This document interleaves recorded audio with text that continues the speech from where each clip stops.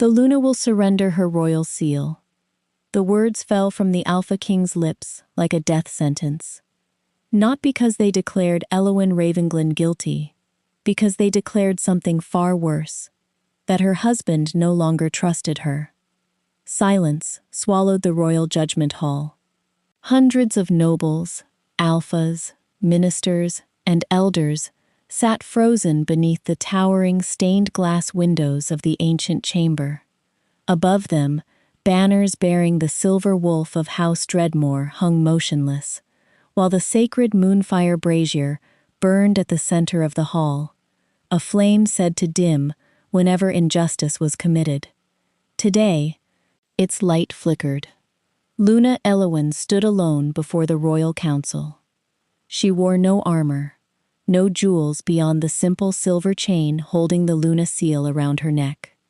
Her calm green eyes searched only one face, Kaelin's, her mate, her king, the man she had stood beside for 7 years, the man whose nightmares she had soothed after battles, whose kingdom she had helped rebuild after famine, whose people she had loved as fiercely as her own family. She wasn't afraid of the accusation. She was waiting for him to speak. Only hours earlier, the palace had discovered that the Moonstone relic, the kingdom's oldest sacred treasure, had vanished from the royal vault.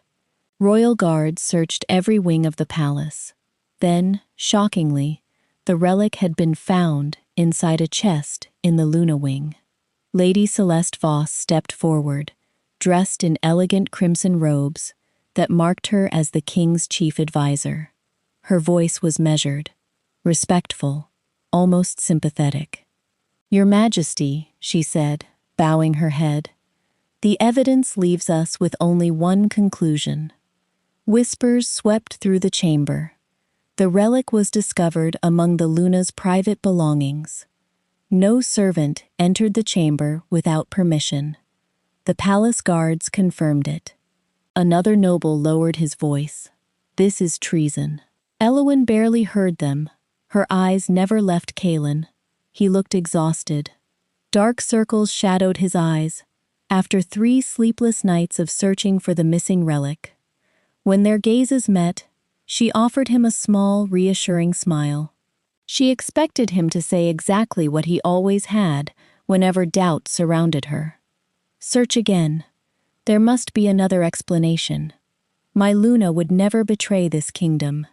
Instead, Kaelin slowly rose from his throne.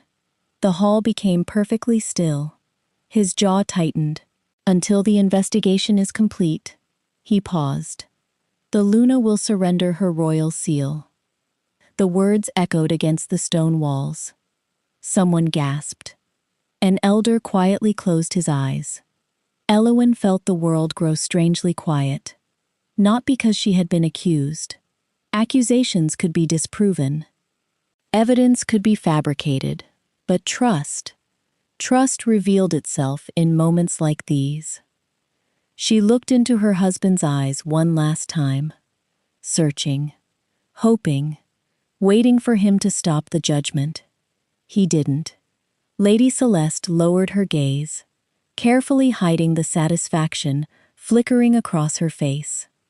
With slow, steady hands, Elwyn reached for the silver chain around her neck.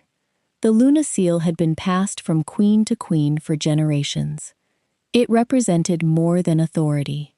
It represented faith. She unclasped it without trembling, walked to the long council table, and placed it gently upon the polished wood. The soft clink of silver echoed through the chamber, louder than any shout. When she turned back toward Kaelin, she smiled. It wasn't bitter. It wasn't angry.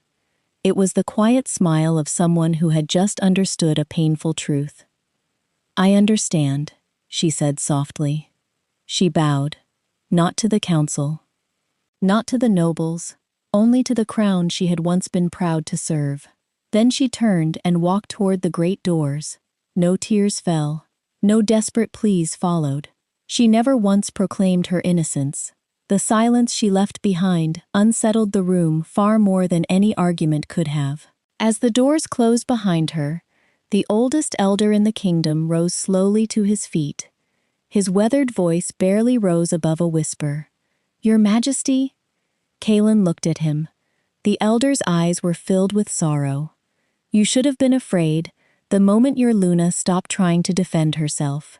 The moonfire brazier flickered again. This time, its flame burned noticeably lower. That night, the Luna wing was silent. No servants waited outside the doors. No ladies-in-waiting prepared her evening tea. No royal guards announced visitors. Word of the judgment had spread through the palace faster than wildfire. Some servants wept in private. Others refused to believe the accusation. None dared knock. Inside her chambers, Eowyn stood before the tall windows overlooking the moonlit palace gardens. For 7 years, this had been her home. She had planted the white roses blooming beneath the eastern wall. She had designed the orphan's school beyond the courtyard. She had spent countless evenings waiting by that very window for Kaelin to return safely from war. Now, the room felt like it belonged to someone else. She quietly opened a cedar travel chest. One by one, she placed only a few belongings inside. Her mother's leather-bound journal, a faded traveling cloak embroidered with the crest of House Ravenglen, a silver flute her father had carved for her when she was 12, a small pouch of herb seeds she always carried on long journeys. Nothing more. She walked past rows of elegant gowns without touching them. The jeweled necklaces remained inside their velvet boxes. The diamond tiara gifted to her at her coronation stayed on its stand. Even the magnificent Luna crown rested untouched upon its cushion. She paused beside the dressing table. There, lying in a carved wooden box, rested her wedding ring.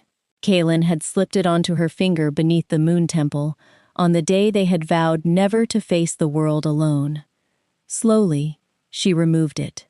Her thumb brushed the silver wolf engraved inside the band. Then she placed it carefully beside the crown. Not discarded, returned.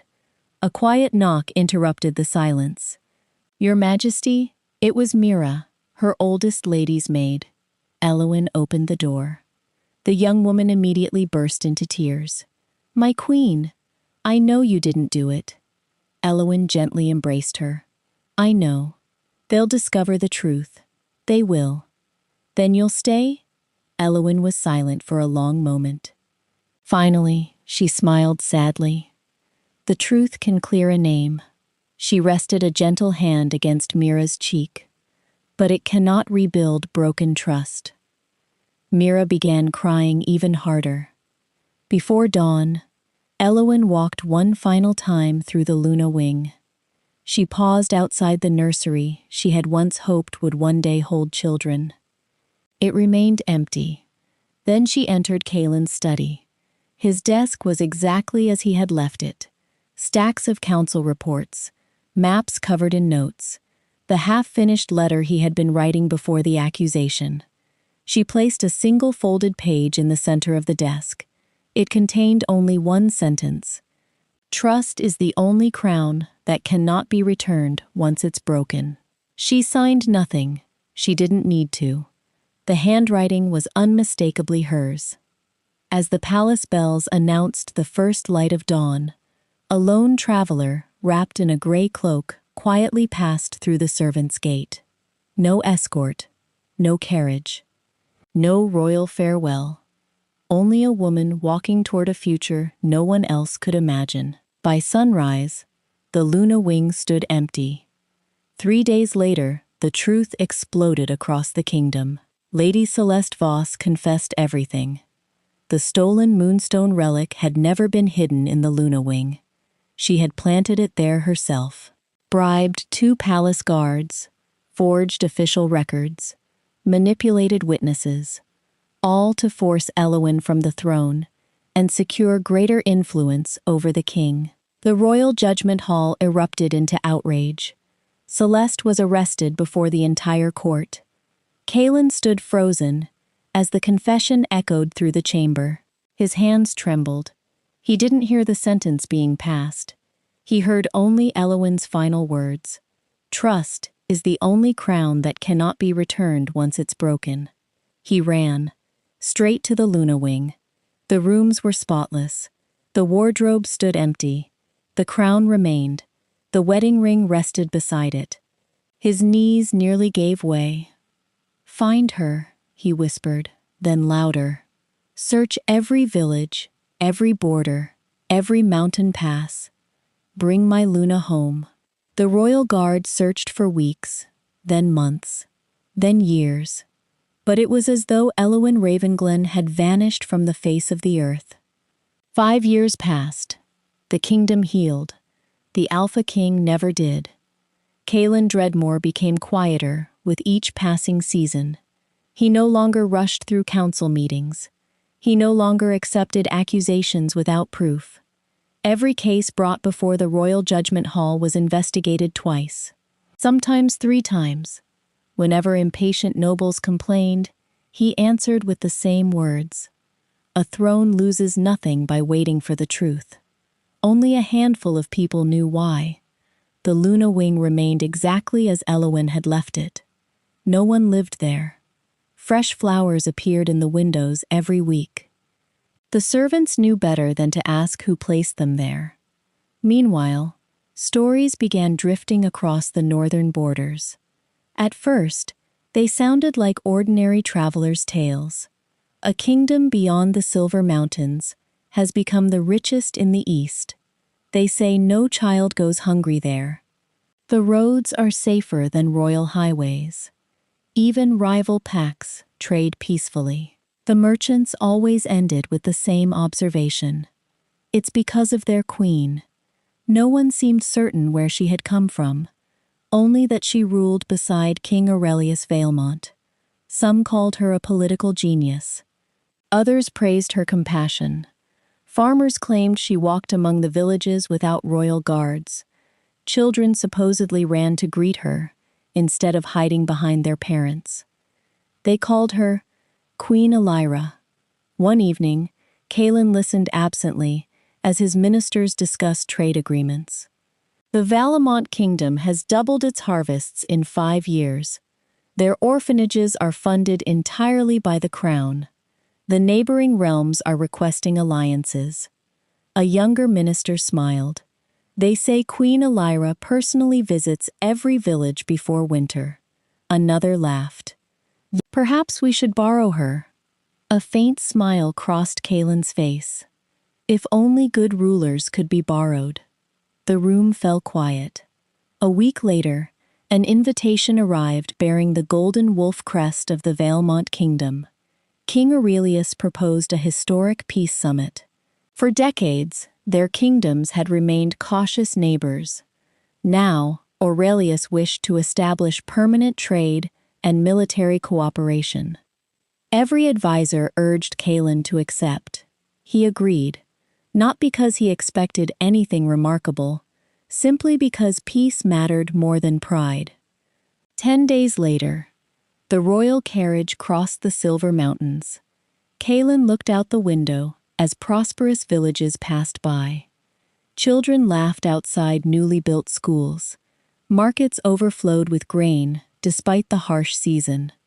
No beggars lined the roads. No abandoned homes stood empty. His chief advisor frowned thoughtfully. They've accomplished in 5 years what most kingdoms fail to do in 20. Caelan nodded. They've been led well. The Palace of Valemont overlooked a crystal lake surrounded by white stone gardens. Trumpets announced their arrival. Royal guards escorted Caelan through towering bronze doors into the grand throne room. The chamber fell silent. At the far end stood King Aurelius. Tall, confident. His welcoming smile was genuine. Beside him, a woman descended the marble steps. She wore a crown unlike any Caelan had seen, simple silver branches intertwined with living white blossoms. Elegant, unpretentious, she moved with calm confidence. Then she lifted her eyes. Time stopped. His breath caught. The world around him disappeared. Elowin? The name escaped him before he realized he had spoken. The woman paused. For the briefest moment, something flickered in her eyes. Recognition. Then it was gone. She offered him a graceful bow. "Welcome to Valemont, Your Majesty. Not Kaelin. Not my Alpha. Not even an old friend. Only Your Majesty." The words struck harder than any accusation ever had. Because the woman standing before him was unmistakably Elowin. Yet everything about her had changed. She stood straighter. Her quiet kindness had become quiet confidence. She no longer looked like someone seeking reassurance. She looked like someone who had long since found it within herself. And in that single moment, Kaelin understood the cruelest truth of all. He had finally found his Luna, only to discover she no longer belonged to him. For the next 3 days, Kaelin barely heard a word spoken during the peace summit. Trade routes were discussed, military alliances negotiated, border disputes resolved. He answered every question correctly, signed every document placed before him. Yet his attention drifted to only one person, Queen Elira. No, Elowin. She sat beside King Aurelius with quiet confidence, offering thoughtful suggestions that benefited both kingdoms instead of only her own. When merchants argued over tariffs, she proposed a compromise that protected farmers on both sides of the border. When generals debated patrol routes, she reminded them that peaceful villages cared little about whose banner guarded the roads as long as they remained safe. Every noble in the room listened when she spoke, not because she demanded attention, because she had earned it. Kaelin remembered the young Luna who had once stayed awake through entire nights helping him draft laws after long council sessions. She had always been this wise. He simply hadn't appreciated it enough. On the 4th evening, after the final council meeting ended, Kaelin wandered into the palace gardens. White roses bloomed beneath graceful stone arches. The scent stopped him in his tracks. Elowin had always loved white roses. He reached down and brushed his fingers across a blossom. "I wondered how long it would take you to find this place." He turned. Elowin stood several steps away, holding a wicker basket filled with freshly cut herbs. She smiled politely. The same gentle smile she offered visiting diplomats. Nothing more. "May I join you?" Kaelin asked. "Of course." They walked slowly along the winding garden path. For a while, neither spoke. Finally, Kaelin broke the silence. "I've imagined this conversation 1,000 times." She looked ahead. "So have I. I never stopped searching for you." "I know." His heart lifted slightly. "You knew?" "I heard the stories." She smiled faintly. The king who searched every neighboring kingdom. The king who left flowers outside an empty room every week. He lowered his eyes. "I deserve to search forever." She didn't disagree. They reached a quiet fountain, where moonlight shimmered across the water. Kaelin stopped walking. "I'm sorry." The words came quietly, but they carried the weight of 5 years. "I should have trusted you. I should have stood beside you. I failed you." Elowin closed her eyes for a brief moment. "When I stood in the judgment hall," she spoke softly, almost as if remembering another lifetime. "I wasn't waiting for you to prove I was innocent." He looked at her. "I was waiting for you to remember who I had been every day before that." His chest tightened. "I know. You had trusted me with your life." She met his gaze. "I only needed you to trust my character." Silence settled between them. After a long pause, Kaelin whispered, "I never stopped loving you." For the first time that evening, a shadow of sadness crossed her face. "I know." Hope flickered inside him. She looked toward the white roses. "I never stopped loving you either." His breath caught. Then she gently continued, "But love stopped being enough. The day trust died. Before he could answer, small footsteps echoed along the garden path. Mother, a little boy, no older than 5, ran across the grass and threw himself into Elowen's arms. She laughed, a warm, carefree laugh Kaelin hadn't heard in years. There you are. I've been looking everywhere. Behind the child walked King Aurelius. He smiled when he saw them. I hope I'm not interrupting. Elowen shook her head. Not at all. The young prince slipped his hand into hers. Dinner is ready. Aurelius looked at Kaelin with quiet respect. Your Majesty. Kaelin returned the nod. Then he watched as the little boy looked up at Elowen with complete trust. The kind of trust she had once placed in him. She turned back one last time. If you'll excuse me. She smiled kindly. My family is waiting. Kaelin stood alone among the white roses. Only then did he truly understand. He hadn't arrived too late to apologize. He had arrived too late to belong. Kaelin didn't sleep that night. Long after the palace had fallen silent, he stood alone on the balcony of his guest chamber, watching moonlight ripple across the lake below. He replayed every word Elowen had spoken. Not once had she raised her voice. Not once had she blamed him. That somehow hurt more. Because anger could fade. Disappointment often lingered. By sunrise, he had made one decision. He would ask for one final conversation. Not to change her mind. Only to say everything he should have said 5 years ago. Elowen agreed to meet him in the palace library. It had been her favorite room since she arrived in Valemont. Sunlight poured through tall windows onto shelves lined with histories, maps, and journals collected from every kingdom. She stood beside a table covered with children's drawings. Kaelin smiled faintly. I didn't know you still loved libraries. She looked at the colorful sketches. I don't. He frowned. You don't? She laughed softly. I love children's libraries. The palace school uses this room every morning. Kaelin looked around. Crayons, storybooks, tiny wooden chairs. The grand royal library had quietly become a place where children learned to read. It suited her perfectly. He drew a slow breath. Thank you for meeting me. You asked politely. I wasn't sure you would. I almost didn't. Her honesty left no room for false hope. For a few moments, silence settled between them. Finally, Kaelin spoke. I don't want your throne. I don't want your crown. I don't want to change your life. He looked directly into her eyes. I only want another chance. Elowen studied him quietly, then shook her head. You already had one. The words weren't cruel. They were simply true. Kaelin lowered his gaze. I know. No. She stepped closer. I don't think you do. He looked up again.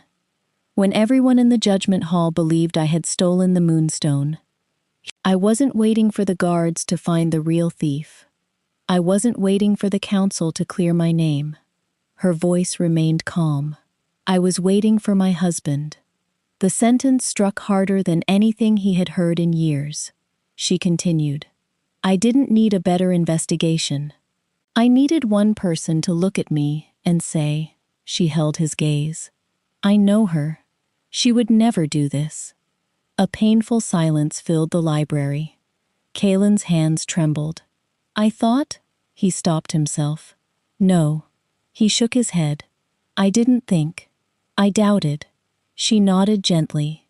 Yes. I was afraid if I defended you before the evidence. The evidence? She smiled sadly. Evidence can be planted. Witnesses can lie. Politics can be manipulated. She placed one hand over her heart. But trust. She looked at him with quiet sorrow. Trust begins long before a trial. Kaelin finally understood why she had left without arguing. She hadn't walked away because she feared punishment. She had walked away because the one person who knew her best had chosen uncertainty over certainty. I would give anything to undo that day. I know, but some choices... She glanced toward the window, where children laughed in the palace gardens. Change the direction of an entire life. Kaylin followed her gaze. So you're happy? Her smile came easily. I am. He noticed something then. Not once during their conversation had she looked over her shoulder. Not once had she seemed afraid of losing what she had. She had found peace, and unlike before, that peace no longer depended on him. Kaylin smiled for the first time in days. I'm grateful. She looked surprised. For what? That someone gave you the life I failed to protect. Tears briefly filled her eyes. She stepped forward. Without hesitation, she embraced him. Only for a moment. Only as someone saying goodbye to a chapter that had already ended. When they separated, she smiled warmly. Take care of your kingdom, Kaylin. He nodded. And you? He looked around the joyful palace. Take care of your family. An hour later, the Alpha King began the long journey home. He carried no hope of winning back the woman he had lost, only the determination, never to fail another innocent soul the same way again. When Kaylin returned to Dreadmore, the kingdom expected the same king who had left for the peace summit. Instead, they welcomed someone entirely different. On the very first morning, he summoned the royal council. Every noble, every minister, every judge, every captain of the royal guard. The great council chamber filled with anxious whispers. No one understood the urgency. Kaylin entered carrying a single wooden box. He placed it on the center of the council table. Without a word, he opened it. Inside lay the Luna seal. The same seal Aelwyn had surrendered 5 years earlier. No one had touched it since. The room fell silent. Kaylin rested his hand beside it. Do you remember this day? No one answered. I do. Every detail. He looked slowly around the chamber. This kingdom failed its Luna. His gaze settled on the judges. No. He corrected himself. I failed my Luna. The confession stunned the council. Kings rarely admitted mistakes, Kaylin continued. I believed evidence before I believed character. I allowed suspicion to speak louder than trust. And because of my weakness, the greatest queen this kingdom ever had walked away. No one dared interrupt. Then he issued his first decree. From this day forward, no wolf shall ever again be condemned by accusation alone. Every investigation would require independent review. Every accused citizen, whether servant or noble, would have the right to speak before judgment. Anonymous accusations would no longer be accepted without evidence. The burden of proof would belong to the accuser, not the accused. Some nobles immediately objected. This will slow every trial. Kaylin met the speaker's eyes. Then justice will simply have to learn patience. No one argued again. The reforms continued for months. Corrupt magistrates were dismissed. Officials who had abused innocent villagers lost their positions. Cases from previous years were reopened. One by one, forgotten injustices came to light. An elderly farmer wrongly imprisoned over a land dispute was released. A young Omega falsely accused of theft received compensation and a public apology. A widow whose property had been seized by a dishonest noble had her home restored. Kaylin attended each hearing himself, not because protocol required it, because he refused to let another innocent person stand alone before a silent throne. Word spread quickly through the kingdom. The king listens now. He asks questions. He doesn't rush to judge. For the first time in many years, the people began trusting the crown again. One rainy afternoon, Kaylin traveled to a small village where an elderly woman greeted him outside her cottage. She stared at him in disbelief. I never thought I'd see a king visit this place. Kaelin smiled gently. I should have come much sooner. She studied him for a long moment. They say you've changed. He looked toward the muddy road stretching through the village. I've learned. There's a difference. What difference? He answered quietly. Change happens because we want something. Learning happens because we lose something. The old woman nodded, as if she understood more than he had said. Years passed. The kingdom prospered once more. Children studied new laws in village schools. Judges became known for fairness instead of fear. Even neighboring rulers praised Dreadmoor's justice. Historians eventually called Kaelin one of the wisest alpha kings of his generation. Whenever someone offered him that title, he smiled sadly. If wisdom had arrived sooner, he whispered once after another council meeting, I would never have needed to earn it this way. No one heard him, except the empty chair that had once belonged to his Luna. 5 more years passed. The border between Dreadmoor and Valemont no longer felt like the edge of 2 kingdoms. It felt like the meeting place of old friends. The annual harvest festival had become a tradition shared by both realms. Farmers exchanged seeds instead of suspicion.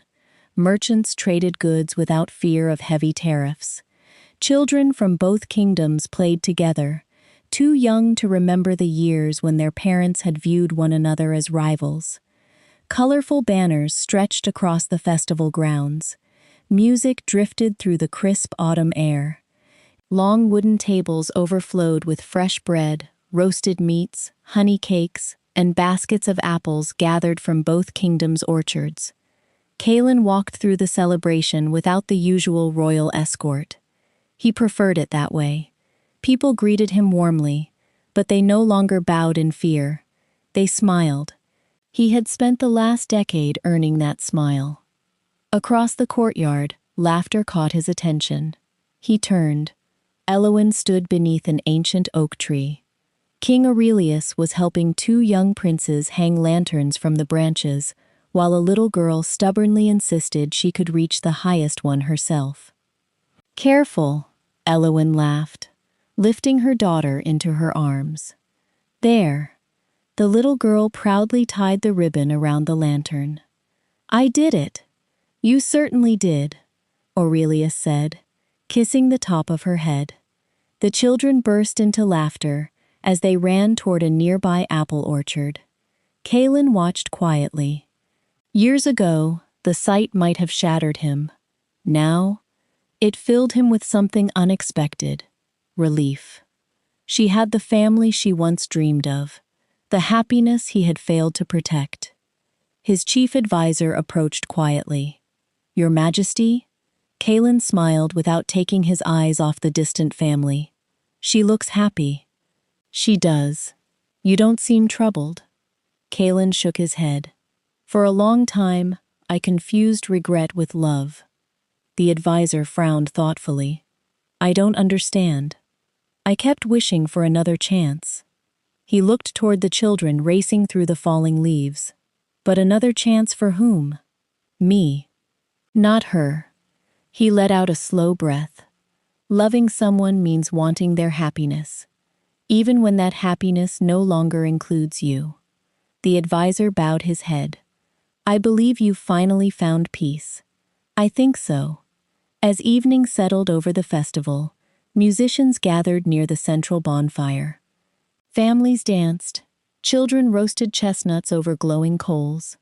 The 2 kingdoms looked less like neighbors and more like one extended family. Just as Kaelin turned to leave, a familiar voice stopped him. Your Majesty. He looked back. Elowyn stood a few steps away. She carried 2 cups of warm cider. Holding one out, she smiled. I thought you might like this. He accepted it with quiet gratitude. Thank you. For a moment, they stood side by side, watching the celebration. Neither felt the need to fill the silence. Finally, Elowyn spoke. You look different. I've grown older. She smiled. No, you've grown lighter. Kaelin chuckled softly. I suppose I have. He looked at her. And you? You became exactly the queen I always believed you would. Her eyes softened. So did you. He blinked. I wasn't sure you'd ever say that. You earned it. Those two words meant more than any title he had ever received. She extended her hand, not as a former Luna, not as a lost mate, but as one ruler greeting another. As friends? She asked. Kaelin looked at her hand for only a heartbeat before taking it. As friends. Their handshake was firm, warm, free of old expectations. As fireworks blossomed above the festival grounds, they released each other's hands and smiled. Two kingdoms, two rulers, two lives forever changed by one painful mistake, now united by the wisdom it had eventually inspired. The harvest festival ended beneath a sky filled with stars. Families slowly returned to their homes. The laughter faded. Only the soft glow of lanterns remained along the river, separating the two kingdoms. Kaelin stood alone on the old stone bridge connecting Dreadmoor and Valemont. Years ago, he would have stood there wondering what he could have done differently. Tonight, he simply admired the peaceful silence. Footsteps approached behind him. You always liked rivers. He smiled before turning. So did you. Eowyn walked beside him, wrapping her cloak tighter against the cool evening breeze. For a while, they watched the moonlight shimmer across the water below. Neither hurried to speak. Some conversations no longer needed urgency. Finally, Kaelin broke the silence. I used to imagine this moment very differently. She smiled. I know. In every version, he laughed quietly. I somehow convinced you to come home. And in every version I imagined. She glanced at him playfully. You argued far more than you actually did. He rubbed the back of his neck. I probably would have. I know. They both laughed. It was light, easy, the kind of laughter only possible after grief had finally loosened its hold. Kaelin rested his hands on the bridge railing. I want to thank you. Eowyn looked at him in surprise. For what? For refusing to come back. She blinked. I don't understand. If you had forgiven me immediately, I might have believed saying sorry was enough. He shook his head slowly. It wasn't. I needed to become someone different, not to deserve another chance. He smiled gently, but because it was the right thing to do. Eowyn studied him for a long moment, then nodded. When I first heard about your reforms, I didn't believe the reports. You didn't? They sounded too good. He laughed. I suppose that's fair. But then, I began hearing the same stories from merchants, travelers, farmers, children. She looked toward the distant lights of Dreadmoor. They all said the same thing. The king listens. Her eyes met his. That made me happier than you know. Kaelin swallowed hard. I always hoped you'd hear about them. I did. And I'm proud of you. No title, no royal honor, no victory in battle had ever meant as much as those 5 words. He looked down at the river. I'll spend the rest of my life trying to deserve them. You already are. The wind stirred the trees around them. Across the river, the bells of Valemont rang softly in the distance. It feels strange, Kaelin admitted. What does? 10 years ago, I thought losing you meant my story was over. Eowyn smiled warmly. Instead, it became the beginning of the story you were meant to write. He nodded thoughtfully. I think you're right. They stood together a little longer, not as former mates, not as two people haunted by the past, but as friends who had finally laid that past to rest. At the end of the bridge, Aurelius waited patiently with their children. He never interrupted. He simply smiled when Eowyn looked his way. She turned back to Kaelin one final time. Our kingdoms will always be allies. They will. Our children will grow up knowing peace. They will. She held out her hand. Until we meet again, my friend. Kaelin accepted it without hesitation. Safe travels, Your Majesty. She laughed softly. You too. He watched as she crossed the bridge toward the family waiting for her. The little princess reached for her mother's hand. The two princes ran ahead with Aurelius. None of them looked back. They didn't need to. Some endings weren't sad. They were simply complete. Kaelin turned toward his own kingdom. For the first time in many years, he walked forward without carrying the weight of yesterday. 15 years after the day Luna Elwyn walked out of the royal judgment hall, the hall stood transformed. The cold stone chamber where suspicion had once spoken louder than trust had been rebuilt, not with grander decorations or taller pillars, but with a different purpose. It had become the Royal Hall of Justice. Every judge, minister, and future alpha was required to study there before taking office. Above the entrance, carved into white marble by Kaelin's own order, were the words that every visitor read before stepping inside. The greatest betrayal is not believing a lie. It is failing to believe the person who has never given you a reason to doubt them. Young nobles often stop to ask why those words mattered so much. The older instructors always gave the same answer. Because one king's greatest mistake became an entire kingdom's greatest lesson. Inside the hall, portraits of former rulers lined the walls. Among them hung only one portrait of a queen who had never ruled there to the end of her life, Elwyn Ravenglin, painted not wearing the Luna crown of Dreadmore, but the silver blossom crown of Valemont. Kaelin had insisted upon it. History should remember who she became, he had told the royal painter. Not who I wished she had remained. No one argued. Years had proven him right. Beyond the mountains, Queen Elwyn continued ruling beside King Aurelius. Valemont flourished.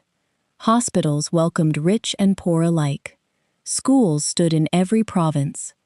Harvest festivals united villages instead of dividing them. The little prince who had once run through the palace gardens had grown into a thoughtful young heir. His younger brother preferred the royal stables to court politics. Their little sister had inherited her mother's quiet wisdom and her father's easy smile. Whenever ambassadors from Dreadmore visited, they were welcomed as honored friends. Old wounds had long since become bridges. Kaelin never remarried, not because he lived in sorrow, but because he had learned that love was not something to replace. It was something to honor. His life became one of service. He traveled constantly, inspecting village schools, listening to farmers before ministers, visiting prisons personally to ensure justice had been fairly served. Whenever people praised him as the greatest king of his generation, he always answered with the same quiet smile. I simply had an excellent teacher. Most assumed he spoke of an old mentor. Only a few understood. One spring morning, many years later, ambassadors from Valemont arrived at the palace. Among them was a sealed letter bearing Queen Elwyn's personal crest. Kaelin dismissed the court before opening it. Inside was only a single page, no politics, no treaties, just a handwritten message. I heard another village school opened this month. You kept your promise. I always believed you could become this king. May our kingdoms continue to choose trust before fear. Elwyn Kaelin read the letter twice, then carefully folded it and placed it inside the same wooden box that still held the Luna seal. The seal remained exactly where she had left it all those years ago, not as a reminder of failure, but as a reminder of responsibility. He closed the lid gently. Outside his window, children laughed in the palace gardens. They would never know the fear that once haunted the kingdom. They would never stand in a judgment hall where suspicion outweighed loyalty. That, Kaelin thought, was the greatest victory he could ever leave behind. History remembered Queen Elowyn as the wise ruler who helped unite two kingdoms through compassion. It remembered Alpha King Caelan as the monarch who rebuilt justice after nearly destroying it with one terrible decision. But those who knew the complete story remembered something even greater. Crowns can be replaced. Kingdoms can recover. Even broken hearts can find peace. Trust cannot be restored by apologies alone. It must be protected before it is ever lost. And though the Alpha King could never claim his Luna again, he spent the rest of his life making certain no one else in his kingdom would lose the person they loved, because they had chosen doubt over faith.